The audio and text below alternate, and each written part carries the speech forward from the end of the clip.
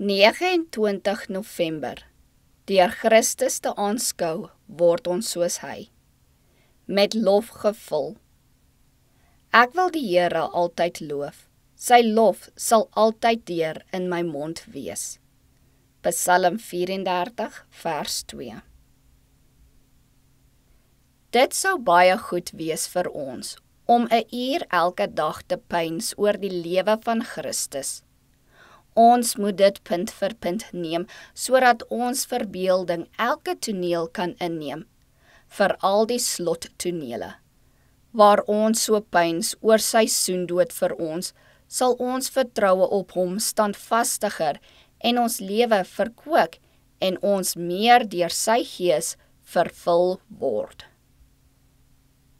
Waar ons met mekaar omgaan, kan die een vir die ander 'n seën wees. As ons aan Christus behoort, sal ons soetste herinneringe van hom wees. Ons sou graag van hom praat en waar ons met mekaar van sy liefde praat, sal ons harte week gemaak word deur goddelike invloede. Deur die sieraad van sy karakter te aanskou, sal ons van gedaante verander na dieselfde beeld, van heerlikheid tot heerlikheid.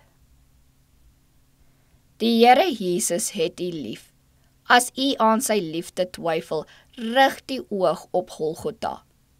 Die lig wat van die kruis weerkaats word, toon u die grootheid van daardie liefde wat geen tong kan beskryf nie. Die genadebewyse van God omring u elke oomblik, en dit sou voordelig wees vir u om ag te slaan op hoe en waarvandaan u seëninge elke dag kom. Laat die kosbare seëninge van God in u dankbaarheid wek. U kan die seëninge van God, die voortdurende barmhartighede wat hy aan u bewys, nie tel nie, want hulle is soveel soos die verkokende druppels reën. Wolke van genade hang oor u en is gereed om op u neer te stort. As u die kosbare gawe van verlossing sal waardeer, sal u bewus wees van daaglikse verkoking, van die beskerming en liefde van Jesus. U sal langs die weg van vrede gelei word. Aanskou hom met die geloofsoog, terwyl hy in liefde oor u neerbuig. Hy wil hê dat u in sy teenwoordigheid moet lewe, sodat u die ewige lewe en 'n kroon van heerlikheid kan besit.